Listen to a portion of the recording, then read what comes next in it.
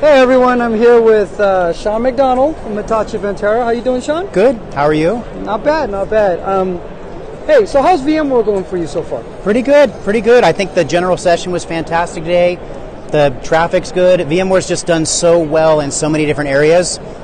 You guys have come a long way from just being virtualization. Now it's in networking, security pieces.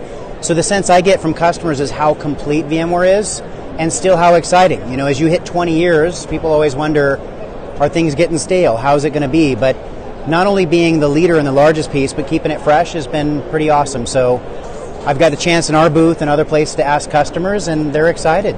Good, that's good to know. Yeah. So as I'm walking around the VMworld today, I see a lot of different HCI solutions. Sure. Can you tell me a little bit of what's new and exciting from you guys on the HCI space? Sure. So we partner with VMware for the Hitachi Unified Compute Platform. The UCP-HC is our vSAN ready node and our hyper-converged implementation. So that's gone from sort of our first venture years ago into something that our customers use for all different types of workloads. So consequently, we've switched to NVMe, we've changed processors, we've gone very high end on the networking, we've added GPUs and other functionality. So it's gone from sort of this general purpose scale out platform to something that's pretty heavy lift. We've also grown up the stack as customers look at hybrid cloud.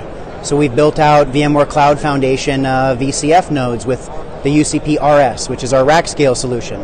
And then we built hybrid cloud solutions around it. So what we're seeing is more and more when it comes to hyperconverged and the underlying components, it's kind of become the de facto way that people deploy. It's not the only way. People still run mission critical use cases or highly specific configuration use cases, but it just becomes the easy button for how people want to deploy when they have a new workload to run out. No, that's great to hear. So one of the things that we're kind of seeing here this year at VMworld is basically moving your applications from the core data center to the edge into the cloud. Sure. Right? So that's one of the questions I wanted to ask you is, what are some of the trends you might be seeing on your end, or some of the things that you guys are doing in that space? Sure. I think from a hyperconverged perspective, a lot of times we see people enamored with cost efficiency. Mm-hmm. So I've got an enterprise SAN and a converged box from vendor XYZ on the server side, and I've got to refresh maintenance. I've got all kinds of updates and challenges to do. I'm trying to balance these mission critical, highly custom workloads with my general purpose stuff. And then there's usually some kind of straw that breaks the camel's back. Either some of their applications moving to cloud, and then how do they balance what's on-prem with remaining budget, or it can be things like VDI workloads where people say that they grow from small to massive really quickly.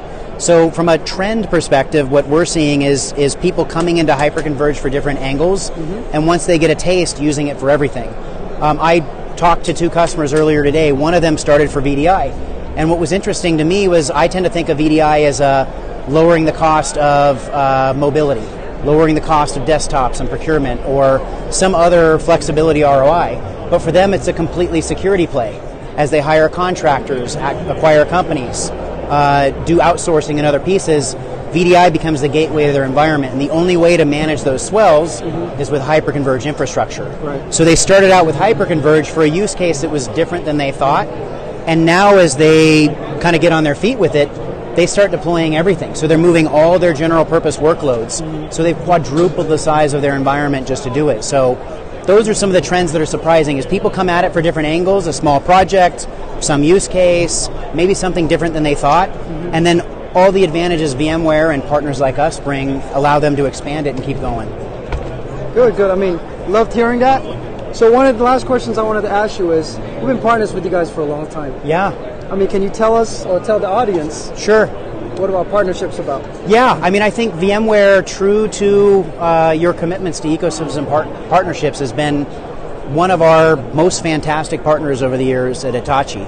We started out on the storage side where we were looking at interoperability to make sure vSphere and ESX could work with storage, and that became so successful that we found, I think the first 3 or 4 years of our partnership, almost half of all our customers ran their storage workloads on VMware. And so it was one of the fastest growing pieces. We grew to where today we do 23 joint engineering programs together just on storage alone. That grew into systems and platforms and hybrid cloud and security. So whether we're completing Hitachi products or offering, or whether we're out in data centers and clouds with our customers together, the technology, the people, the support, the growth, the joint investment we do, culturally, VMware's just been amazing to work with. So good. I mean, that's awesome for me to hear. So, Shawn, thank you for your time. Absolutely. Thank you very much. Anytime. Have a great rest of the week. Take care, everybody. Have fun at the event.